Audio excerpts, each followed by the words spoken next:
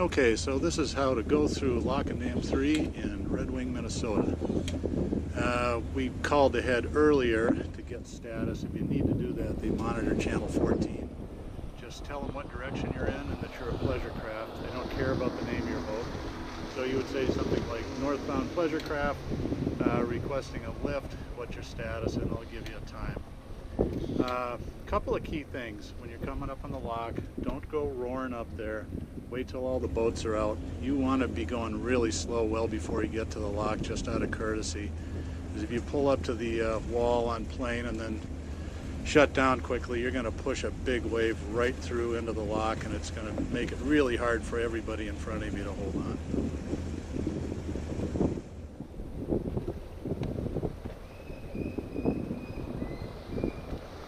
We're going to wait for these boats to come out and line up behind this Go Fast and this Blue Sea Ray and go in. Unless the lock is super crowded, which rarely happens, you're going to be going in on the wall where the big house is. And in this direction, it's on the port side or the left side.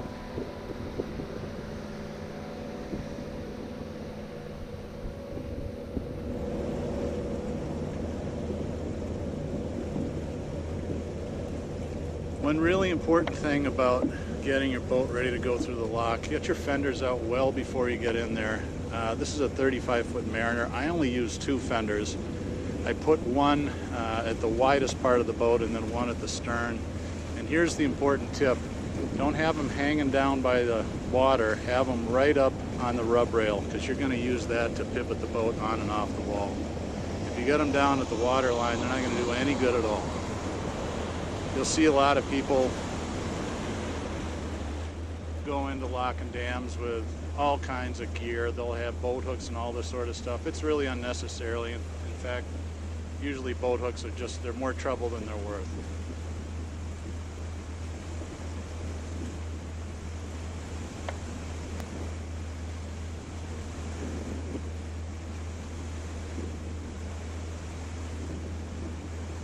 It's a good idea, if you've never done this before, to have at least 2 people on your boat. I've single-handed 35 and 40-foot boats through the locks before, but when you're learning how to do it, it's not a great idea. It can be done.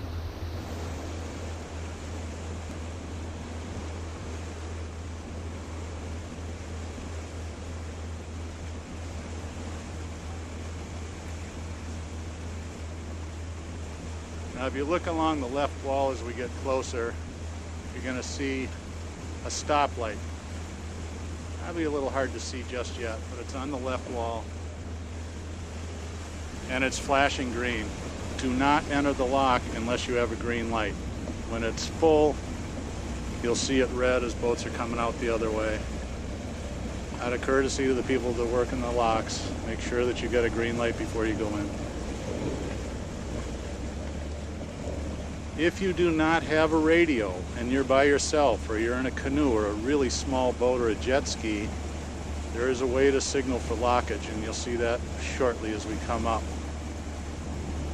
On the wall, I think it's at the 1,000-foot marker right there, there's a little cord right by a ladder. If you pull that, it will alert the lock and dam people that you want to come through, and they'll talk to you on a speaker and say it'll be 10-15 minutes. Any size boat can go through the lock, from 15 barge towboats to, I've seen kayaks, anything. It's all free. This is built by the Army Corps of Engineers in the 30s,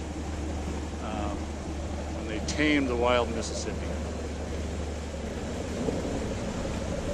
All right, my lovely assistant is going to go up in the bow now and get ready.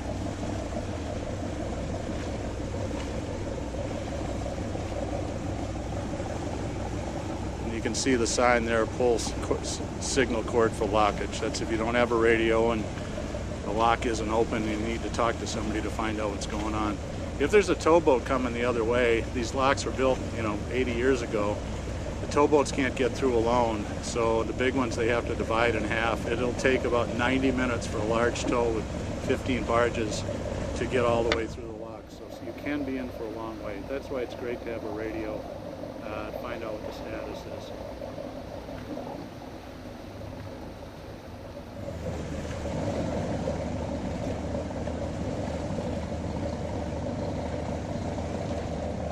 Now we're on the lock itself. The river's really high right now, so if you look at the wall, our change in altitude is really only going to be about 18 inches or 2 feet. You can see by the black marks on the wall how far we're going to go up or down.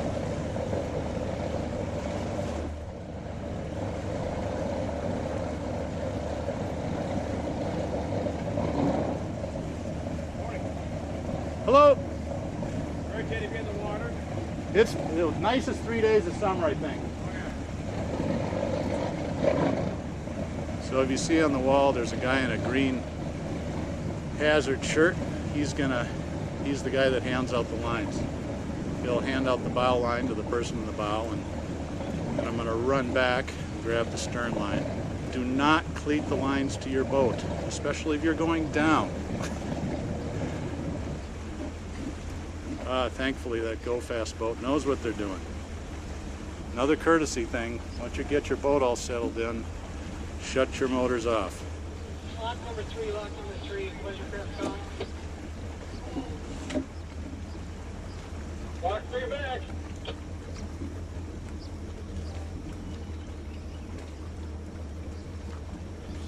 Lock 3 back to Bull calling.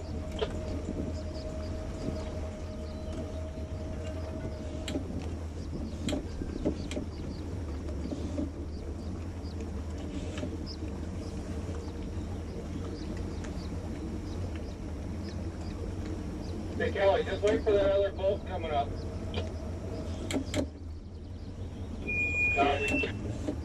Just takes too long to swing those gates.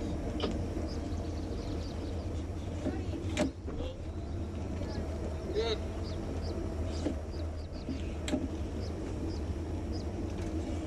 Yep.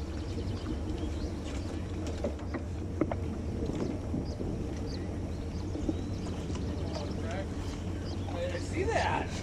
Not saying nothing though. Turn around. Oh. See, I'm out of practice now.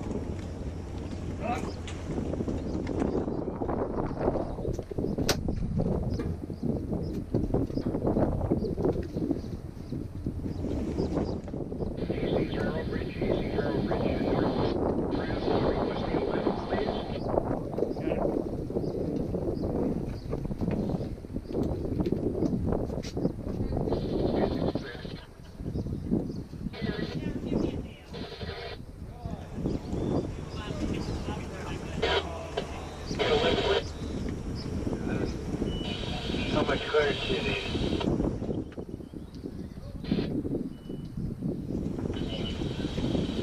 Okay, if you can bring it up with it.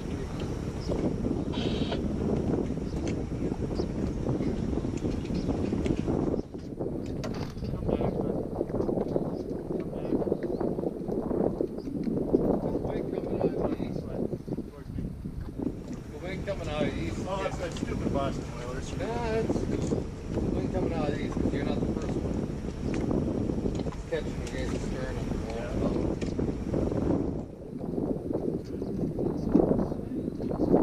Put some wings on it. So what you'll see when we're ready is we'll open the gates, and a lot of rookies will fire up the motor right then and then peel right out. Big no-no. You gotta wait for you'll hear a big horn go off, and then you're clear to leave the lock. Although you want to go one boat at a time. You don't want to raise people out of the lock. Take your time. Be cool and everything's great. Be nice to the lock guys on really hot days. They do take free popping water and occasionally beer, although they never admit to it. Some of the crazier slips on the river, like up in Minneapolis, where it's about a 40-foot lift, probably a good idea to have a PFD on if you're on the deck. But here, it's just, there's no current. Fall off the boat, just swim to the back and get in. Worst thing is everybody will laugh at you.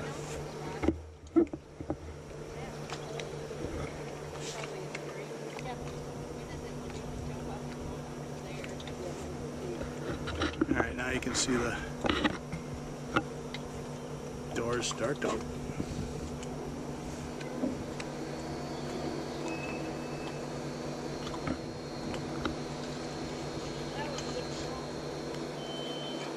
Good time to start the motors.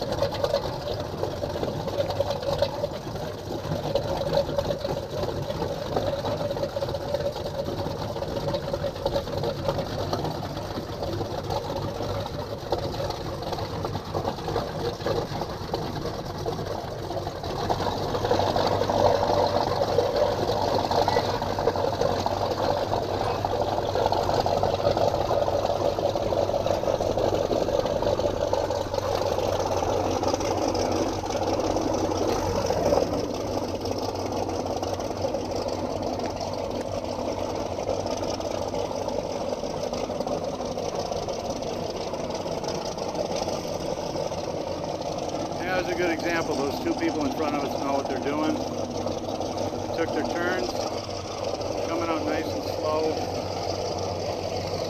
making way to the right for the other boats coming in.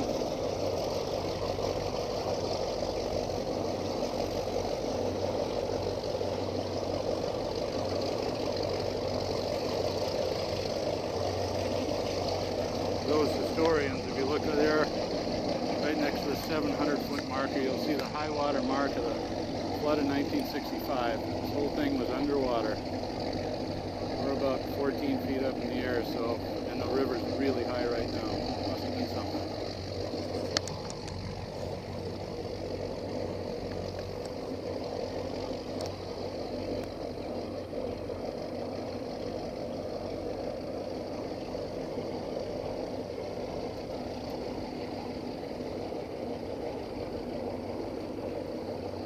Pull the fenders in, huh?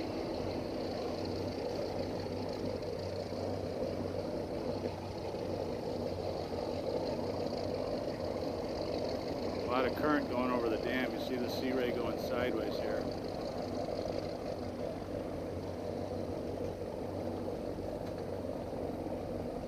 Unusually high for July.